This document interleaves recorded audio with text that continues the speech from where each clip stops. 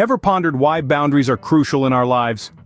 Boundaries are a fundamental aspect of our existence, yet we often overlook their importance. They come into play in various areas of our lives, in our relationships, at our workplaces, and even within ourselves. Let's start with our relationships. Healthy boundaries are the cornerstone of any thriving relationship, whether it's with your partner, your friends, or your family. They help us to define our personal space and ensure mutual respect. Without them, we risk overstepping and potentially causing harm. Imagine a garden without a fence. Anyone could trample the flowers, and soon, there would be no garden left. Similarly, without boundaries, our relationships can easily become a source of stress rather than joy. In the workplace, boundaries are equally important. They prevent us from burning out, from feeling overwhelmed and underappreciated. They ensure we have a healthy work-life balance and help us to maintain our productivity without sacrificing our well-being. Think of them as the guardrails on a highway, keeping us safe and on track as we navigate our professional journey. And then there's personal life. Boundaries are not just about the external world. They're also about our internal world. They help us protect our mental and emotional health, allowing us to honor our needs and prioritize self-care. Like a personal shield, they safeguard our inner peace from the chaos of the world around us. So you see, boundaries are not walls meant to isolate us, but rather guidelines that help us interact harmoniously with the world. They are not about pushing people away, but rather about respecting and honoring ourselves and others. In essence, boundaries are the invisible lines that define who we are. They allow us to be authentic, to express ourselves, and to live a life that aligns with our values and beliefs. Without them, we risk losing ourselves in the currents of others' expectations and demands. But how do we go about setting these boundaries? Let's delve into that. Firstly, understand your needs. What do you need to feel safe, respected, and fulfilled? Now this may sound rather straightforward, but in reality, it's a question many of us struggle to answer.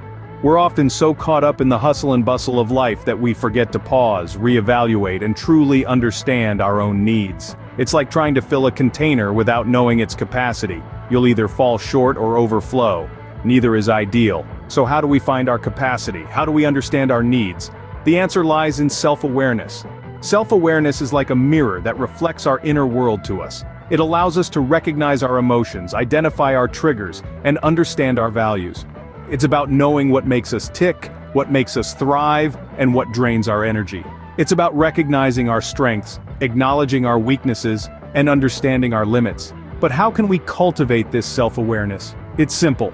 Reflect. Take some time out of your day every day to be with yourself. Ask yourself, what are my core values? What are my emotional needs? What are my physical needs? What are my intellectual needs? What are my spiritual needs? Reflect on your relationships, your work, and your personal life. What makes you feel respected? What makes you feel safe? What makes you feel fulfilled? Now, this may seem like a lot of work, and it is, but it's worth it. Because once you understand your needs, you can set boundaries that protect these needs. You can say no to things that drain you, and yes, to things that fulfill you. You can prioritize your well-being without feeling guilty. You can live a life that aligns with your values. So, give yourself the gift of self-awareness. Reflect on your needs and values. And remember, it's not selfish to prioritize your own needs. It's necessary, it's healthy, it's empowering. Once you've figured out your needs, it's time to communicate them. Once you've understood your needs, it's time to communicate your boundaries. But how do we go about doing this effectively? The key lies in clear and assertive communication. When setting boundaries, it's crucial to express your needs and limits in a way that leaves no room for misunderstanding. Start by clearly stating what your boundary is, then explain why it's important to you. Remember, your feelings and needs are valid, and it's okay to express them. For example, instead of saying, "I don't like it when you interrupt me," you could say, "I feel disrespected when I'm interrupted. I need to be able to finish my thoughts and sentences." This way you're not only stating your boundary, but also explaining why it matters. But what if the person doesn't respect your boundary? Stand firm. Reiterate your boundary, and express your feelings once again. If they continue to dismiss or violate your boundary, it may be time to reconsider the relationship or seek help from a trusted third party. Remember, your boundaries are essential for your well-being, and they deserve to be respected. Now let's talk about empathy. Understanding and respecting others' boundaries is just as important as establishing your own. When someone communicates a boundary to you, listen with empathy. Try to understand their perspective and respect their needs. even if it's different from yours. This mutual respect and understanding can strengthen your relationships and create a healthier, more harmonious environment. In conclusion, remember that effective communication is key to setting and maintaining healthy boundaries. Be clear, assertive, and empathetic. Stand firm in your boundaries, respect others' boundaries, and don't be afraid to seek help when needed.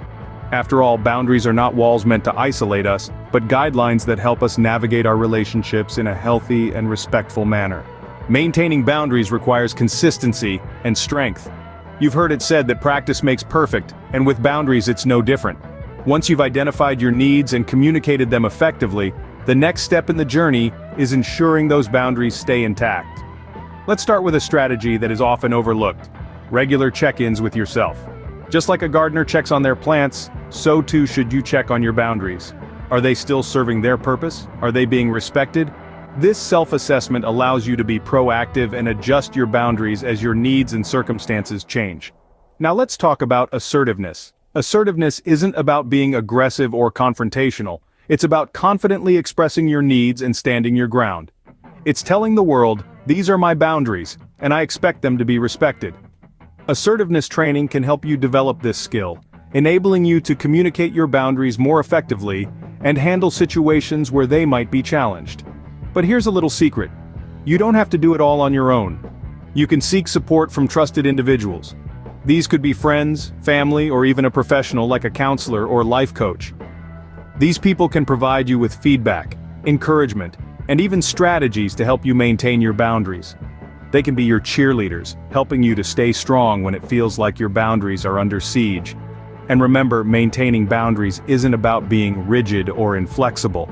It's about protecting your well-being and ensuring that your needs are met. It's about creating a healthy balance in your life that allows you to thrive.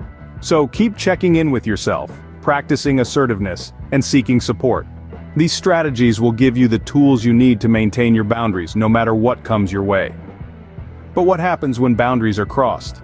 That's a great question, and it's where we'll pick up in the next segment. Inevitably, boundaries will sometimes be violated. This is an unfortunate reality of life, but it's not a reason to abandon your efforts.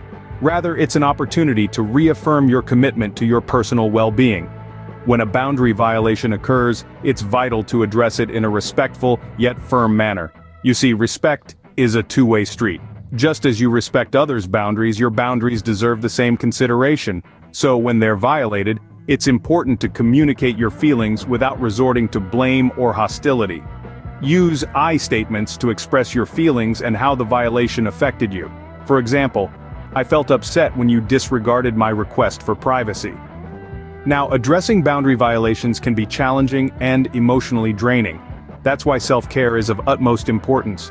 Take time to nurture your emotional health. This might mean stepping back from the situation temporarily or seeking comfort in activities that bring you joy. Support, too, plays a critical role in these situations. Reach out to trusted friends, family, or a counselor who can provide perspective and emotional support. Don't hesitate to seek assistance if the violation is serious or continues despite your best efforts. In the face of boundary violations, remember to stand your ground. Your feelings are valid, and your boundaries are essential for your well-being. It's not about being difficult, it's about preserving your mental and emotional health. Remember, setting boundaries is a dynamic process that requires ongoing effort. So, we've covered the why and how of setting boundaries. Together, we've explored the essential role of boundaries in safeguarding our emotional well-being. We've delved into recognizing our own needs, learned how to effectively communicate our limits, and discussed the importance of consistently maintaining those boundaries. We've also addressed how to handle situations when those boundaries are crossed. Each step is a vital part of this journey. Now, it's your turn. Start setting your boundaries today for a healthier, happier you.